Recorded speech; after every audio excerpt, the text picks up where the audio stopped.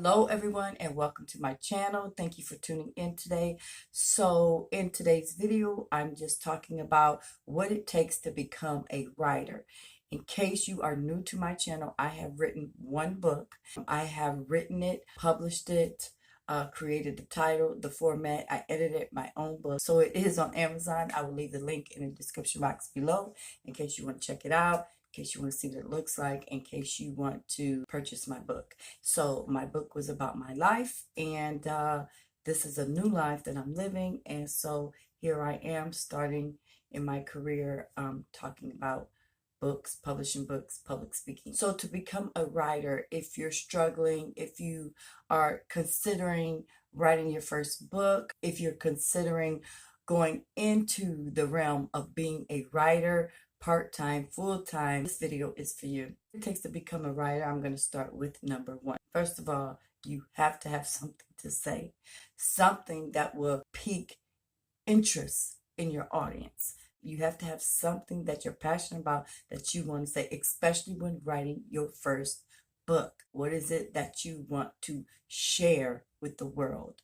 What is it that you want to share with the reader? What is it that you want the reader to take from your book? You got to have something to say and be passionate about it. Number two is to be disciplined. That's what it's going to take to become a writer, is to become disciplined in everyday life, actually, and to be disciplined in writing. So you're going to grow into that, no doubt, but it takes discipline to write. And number three is keeping out the distractions. When you set out to do something of importance, you're going to get those distractions, and I always talk about it in my previous videos, how the enemy he wants to steal, kill, and destroy. So trust and believe. When you're trying to do work on your first book, and you're trying to become a writer, and you're trying to do something positive with your life, and you're trying to get a message out, the devil is coming to distract you. Distraction from your left, your right, your front, and your back. So you got to be mindful that distraction is coming, and you got to keep it away, whatever it is. It could be like being on social media. It could be your friends, your boyfriend, your girlfriend, just wanting to eat all the time, wanting to be a busybody, like wanting to talk on the phone. Distraction is going to come. You'll have to be able to recognize that and keep that away. Number four is to stay focused. That has everything to do with keeping the distractions away, because you won't be able to get focused unless you keep the distractions away. Distractions come to take your focus off.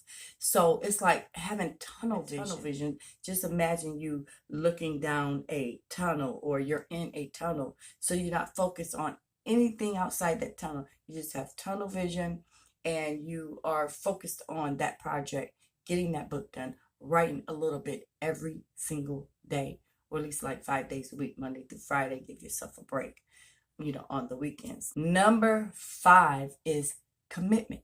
You got to be committed. You got to say, this is what I want to do with my life. This is what I want to do. I'm passionate about it. So I got to be committed in writing, committed in learning, committed in writing, picking up that pen or typing it, however you choose to write your book. And you just got to do it. You got to do it. You got to be committed. And some of us think that writing a book, you got to write all this every day. No, you don't. You could you get your book done. You just write a paragraph a day, or a half of a paragraph. But get in it and write. Be committed to your project. Be committed to execution, like getting the thing done, doing it, not just talking about it and fantasizing about it. Do it. Number six is resilience. You're going to have to be able to have that bounce back spirit. Things are going to happen in our life, and that's going to try to detour us, and it's going to maybe knock us down for a minute, and you got to be able to, when something happens, to bounce back quickly.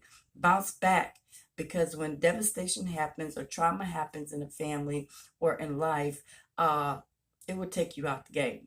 And then you won't want to do anything. You might become depressed, but you got to have that bounce back spirit so you can pick up that pen and let your journey begin. Number seven is determination. You have to be determined, because like I said, distractions are going to come in, family life is going to happen, and you got to be determined. Something might happen with your bills or your money. You lose your regular 9 to 5 job, and oh, devastation, whatever it is. No matter the situation, no matter the circumstance, you have to be able to get that thing done. You got to be determined. You got to be like that. You got to have that tenacity. You got to be able to say, no matter what happens, I'm going to pick up this pen and I'm going to write every day. I'm going to write a little bit every day. And I'm telling you, you will be able to accomplish getting your book done, becoming a writer, growing in this thing. And the more you write, the more disciplined you will become. Number 8 is give yourself a break when you need to give yourself a break. You need to give yourself a break. There's times when I wrote my book that I had to give myself a break, and maybe I didn't write for a week. But then you got to be able to come back in, and it was more so because I was writing a book about my life, and I needed to break. I needed to break, and I think one time I took a break for a month. But that's because the emotional part of writing a book about my life. But give yourself a break for your mental when you need to give yourself a break, okay? Number 9 is to find the space for you.